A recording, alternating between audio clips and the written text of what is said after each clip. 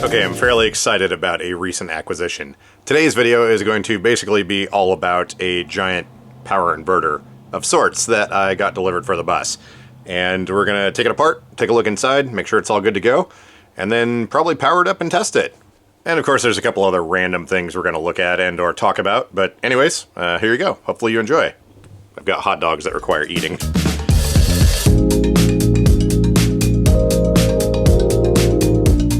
Well, some interesting stuff is finally getting delivered.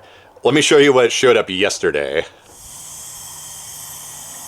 So I mentioned on a recent live stream that I wound up sending back the solar generator that I bought. That was that EcoFlow one. It turns out that thing arrived damaged and there was some metal parts bouncing around inside of it. So anyways, I just wound up sending it back. Shipping those things is such a pain because of the giant lithium batteries. I decided to do something that was probably a little bit more appropriate for this setup anyways. Behold, a box. This showed up inside another box, and the box was labeled heavy. So I may have ordered a large power inverter slash battery charger slash hybrid transfer power switch. Anyways, I'm not quite sure what I was expecting for a 9,000 watt power inverter. But this thing is very large, and it probably weighs about 30 pounds. So I did a lot of research, and I came across these guys. It's Amp Invent or whatever. Anyways, they seem to be pretty decent products. A lot of people have been using them. The main thing I wanted to do was have something for the bus so I can plug it in with the extension cord, which is going under those hay boards there and up inside. But I wanted something that I could plug in, have an extra bank of batteries, and when we're plugged in, pass the city grid power through to all the outlets and everything in there, and charge the batteries. But then if that power cord is disconnected, automatically fire up an inverter and start running everything off of batteries. So that's where this guy comes in. This thing is a low frequency inverter, which basically means the internal switching of it. A lot of inverters switch at like 12,000, 15,000 hertz, something like that. These things switch at whatever the power grid frequency is. So in this case here in North America, 60 hertz, which means that, what are you doing? So that means that they don't work as hard, the electronics last longer, and there's a much higher differential between the rated constant wattage it can put out and the surge. So as you can see here, we've got 3 kilowatts constant, so 3,000 watts, but we can surge up to 9,000 watts for like, I don't know, 10 seconds or something like that. But the way this thing works is, oh, I can barely move it. The way this works is you feed your city grid power into here, and then it'll pass through power here. And then you have a couple of outlets as well. This input, this output, and these outputs are all linked together. So basically, when you're plugged into city power, this thing's just sitting here on standby. And if the power goes out, it switches over within 5 to 10 milliseconds to the built-in inverter. And it has a 35 amp battery charger built into it. What I'm going to be doing is setting up a secondary bank of batteries. I want to keep the engine and the chassis batteries separate. Those are starting batteries. They're not made for deep cycle or anything like that, and I don't want to damage them. I want to have a completely isolated power system. So we're going to put a couple extra banks of batteries in here. This thing is set up to run on 24 volts, so that cuts our amperage way down. Anyways, I ran the math. When this thing's operating at 3,000 watts, it's going to pull about 150 amps through on the DC side. So that's like very manageable. That's like approximately what a wheelchair pulls. Or can pull. These things have 120 amp controllers in them. But anyways, this is one of the key components that's going to allow me to finally start getting the electrical system set up in here. So I'm gonna have to figure out where in the luggage bays I want to put the batteries and this inverter. And then there's a separate control panel that goes inside so you can adjust all the settings and whatnot on it. And it supports automatic generator startup. So you can connect the generator to it and it'll fire it up if needed. You can charge sealed lead acid, AGM, just generic flooded lead acid batteries. Did I already say that? Also lithium iron phosphate, and you can set up custom profiles as well. So anyways, kind of excited that that showed up. It actually showed up in this box right here that says heavy. And while we're looking at it, the shower, I'm waiting for a new pan down here to be delivered. I bought it last week, but I don't know when or if it's actually been shipped. I should probably call them tomorrow and figure that out. Yeah. So anyways, I got some planning to do. There's a number of different places that I can put this thing, but it needs to be somewhere that's completely dry. That's all I know. Anyways, I'm going to go eat some breakfast. I shall return.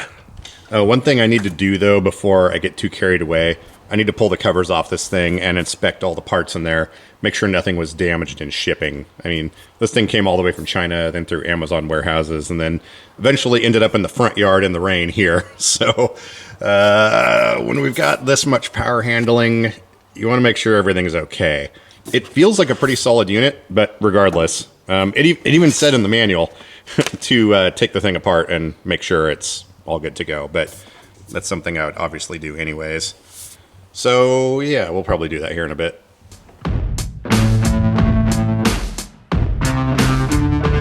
So I kind of forgot that this power distribution panel exists over here. If I recall correctly, the amplifier for the 22 speakers inside this thing is in here. Oh boy, look at this. Oh yeah, there it is. Radio Accessory Company. 24 volt amplifier. I'm gonna get some screws already removed here. Let's take a look at these connections. Drop my screwdriver and then drop the lid. Oh, that's a pretty simple setup. We just got a couple of RCAs going into it. And then, what is this? Is that our output? Oh, let's see what's labeled. Oh yeah, speaker. 10 amp breaker. What is this one? That one's power. And then, what is this? Oh, control. Interesting. Oh, and here's our gain control right here. Huh. I might have to look this up. I'm curious what the power handling is of this.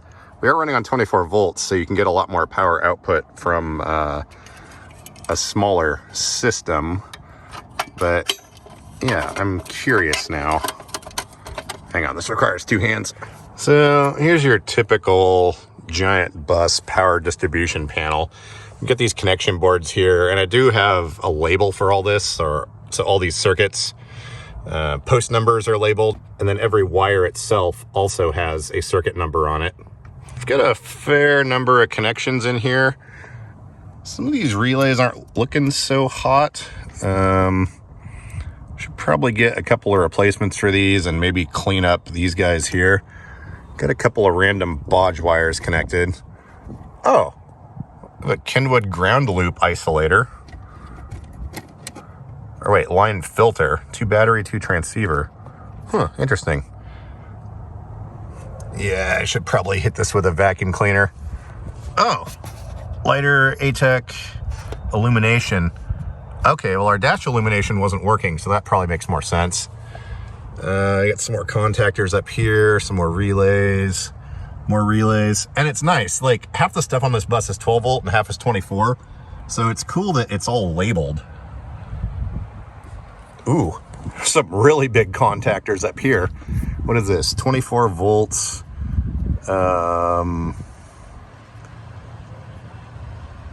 Wow, 180 amps. What the heck is pulling that much power? There's some ground stuff. I mean, overall, it doesn't look too bad. We've got a few little wires here and there.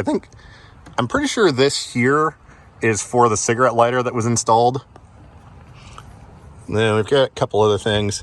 Anyways, I should probably go through this and see what's going on. Most everything works, but it'd be cool to kind of familiarize myself with all this a little bit. Huh. Fiberglass. Headlamps wired in parallel. Huh. Well, anyways, there's that. This thing did come with these sweet sealed beam LED conversion headlights, though.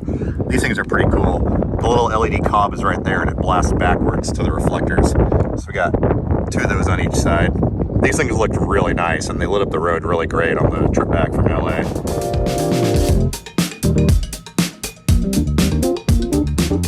Well, I figure there's no time like the present to pop the cover on this thing and see what's going on in there. I'm kind of curious some of the components that are in there anyways, and also I just want to make sure nothing was damaged in shipping. It looks like this upper cover just kind of comes right off. So let's see here. Yeah, it looks like we just pull out like 8 screws and we should have the lid off this thing. But yeah, like I said earlier, things that have this much power handling and have traveled as far as this thing has, it's good to just take a look inside and make sure everything's fine. Now it looks like here we've got some pretty good terminals, or pretty good sized terminals on here. Huh. Well, let's continue taking screws out. Now we do have an RS-485 interface here, which looks a lot like Ethernet. Apparently it's not Ethernet, but it has the lights and everything. It's designed to work with a control panel that they sell. They don't currently have it for sale on their website, or at least it's out of stock. So, yeah, I'm not sure where to get that from or how much it's gonna cost or all that. There was also one thing that one of the reviews said of this unit, or actually it was the smaller version of this one. They said that the live and neutral were switched on the input and output side. So we're gonna double check that as well. And I'm also curious to see if the screw terminal outputs and the outlet outputs here are directly tied together, or if they're running different channels or something like that. I did end up purchasing a third-party 3-year warranty for this thing, just because, well, it was $600. So I would prefer to make sure I can at least get my money back if something does happen, you know, a year or two down the road. Wait, there we go. Holy toroidal transformer, Batman. Hang on here. So the way the wiring is for the control panel, there's enough of it so you can set this case down without actually having to unplug things. Now I know why it's so heavy. This thing has a very large a set of windings in it. That's impressive. So here's my hand, and there's that thing, just for size reference there. That's a thing of beauty. So it looks like all of our electronics over here. All the connectors are, and I'm not going to touch this. I don't know when anything has been charged up last, but just in case. All of our connectors here have glue on them, so that's nice. And we've got a whole bunch of switching trannies over here. I'm assuming there's more on the other side. Yep, there's a bunch more over there. Got a couple giant fans in the front there. Looks like our main battery bus connections come in up here. Got some fairly large plates. I mean, I don't know, they're not copper, but I'm sure those are probably sufficient. So our positive connection comes in here from the battery, goes down, and just bolts straight to that heatsink. That's interesting. Oh, I guess with these FETs here, they're probably using the mounting tabs on the top for passing some current or voltage or whatever. But yeah, I'm not seeing any glaring issues or wires or anything that's like broken loose. Yeah, this is really interesting. So I think this here, is this winding for our battery charger maybe? Yeah, so we've got, based on colors, looks like we've got positive and negative here. That's an awful lot of transistors or MOSFETs to run a battery charger though. And there's some real big capacitors down in there. I don't know if we can even see those. Oh, let's look at our wiring here. So it looks like we've got the UK style of color coding here, which is, well, blue and brown. So AC neutral shows blue, brown is live. So it looks like the output's coming through these wires here. Oh yeah, there we go. Out, live, in live, neutral, neutral. Yeah, so everything's labeled on here. Cool. Well, I'm going to poke around at this thing a little bit, but I think we're good. Oh, should probably take some photos too, just for no reason. Well, after much poking around with this thing, I think we're good to go. Interesting note though, the little outlets here on the side are basically just pulling power off of that terminal strip there. So the output comes from this thing and goes into that terminal block, and then they split it off from there into these two outlets. And they're basically passing ground and neutral directly over from the input side over to here. And then the red wire is the output from the inverter. So pretty simple setup. I actually kind of like it a lot. I think for no reason I'm going to look up some of these parts just to see what the brands are. I mean, probably doesn't matter, but I'm a geek for this stuff. But we're going to put the lid back on, and I think we should probably power it up. That seems like a reasonable thing to do. I was trying to read the label on the side of this transformer down here. Okay, so it says JDH 5 kVA L120-24V, and then we've got a few wire taps coming off. So we've got one that says 120 volts. Get some light down in here maybe. Trying to look around a corner here. Yeah, I can't make out the rest of it. But JDH 5 kVA. I don't know if that's a brand or just random specs or whatever, but yeah, sweet. Okay, we've got a couple of jump boxes here we're going to hook up in series. And, well, there are some giant caps in here, so I don't know if those are going to arc or how that works exactly. Charging these up. Maybe it would be better to just briefly touch this instead of trying to use the switches on the jump box. So let's turn these both on. And then we're just going to do a quick tap here and see what kind of arc we get. Okay, that actually wasn't too bad. There we go. I don't think this thing is happy.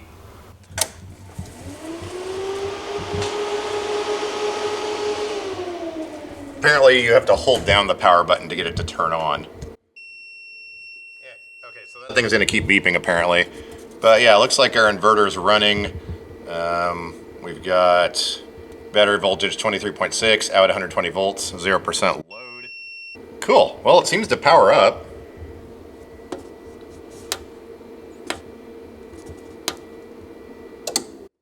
And then it shuts down. Yeah, so you have to push and hold this to turn it on. And that looks like it goes through a self-test and runs the fans and everything. Cool, well, it seems to work. Excellent. That'll do.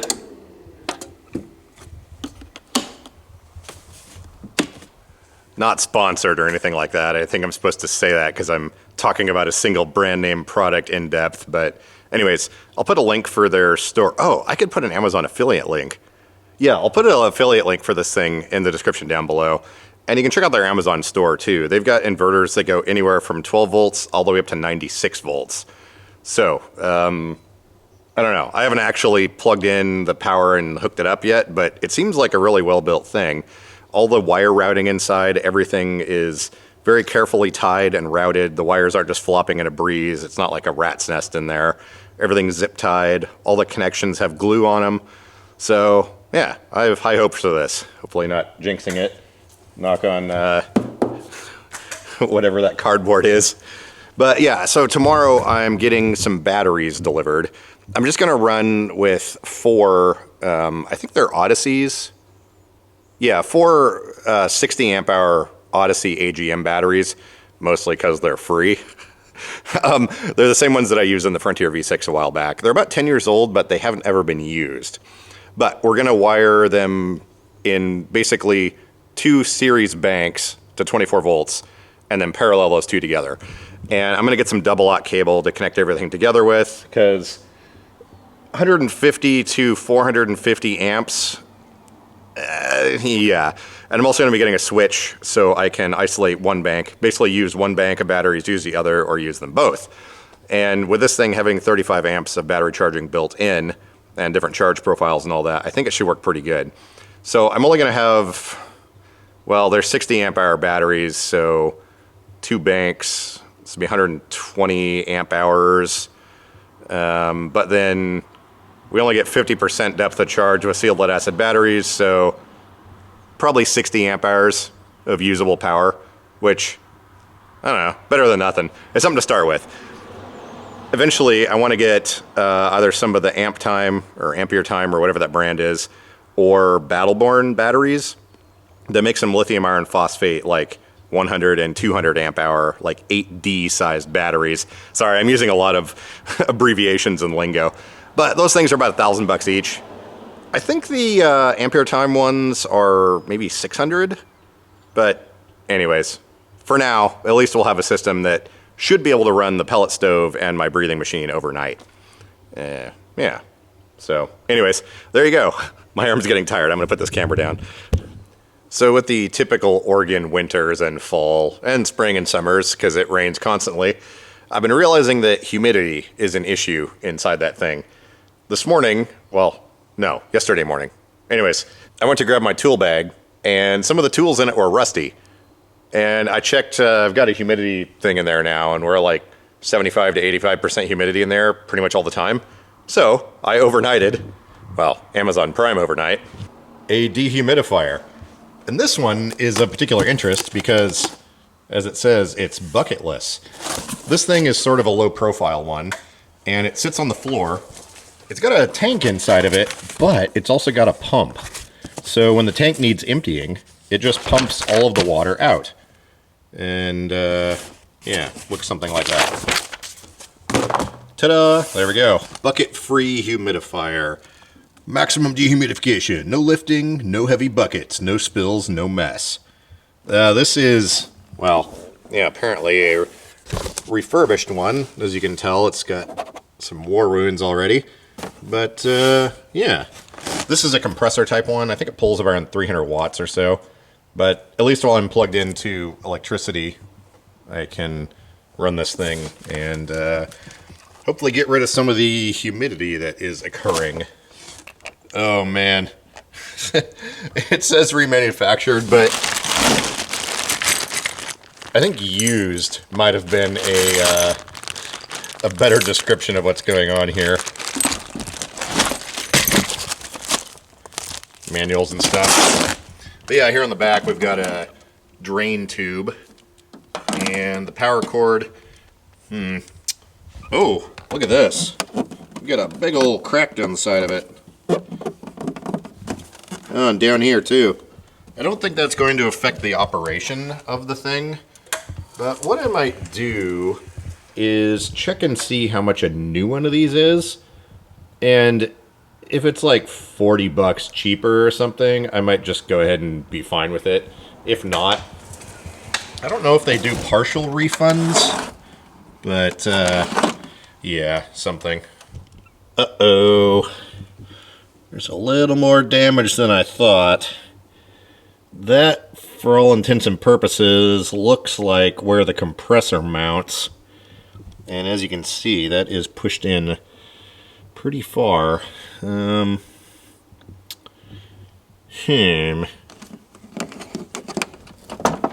I'm just going to plug it in and see what happens.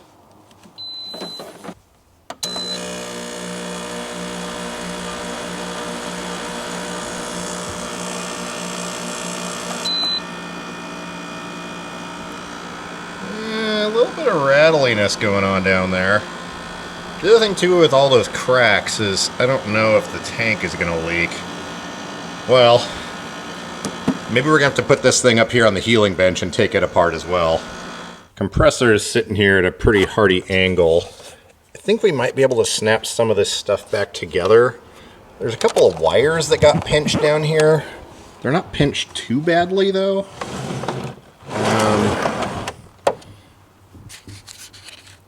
Looks like some of that foam insulation got a little bit warm. But, Yeah, this is our tank here.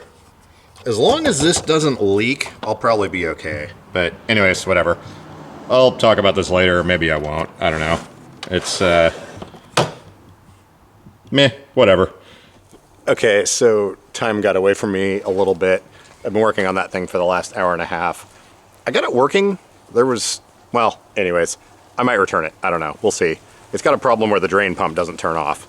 And the drain pump will overheat if it stays on for too long. So, anyways, I don't know. It just sucks that that thing is going to go directly into the landfill if I do send it back. And it'd be nice not to have that happen, but I don't know. It also was $100, so eh. Oh wait, I have lights. Wait for it, wait for it. Aha! Anyways, so we're going to call that good for today, and I will see you guys on the next video and or the live stream on Thursday. Thanks for watching.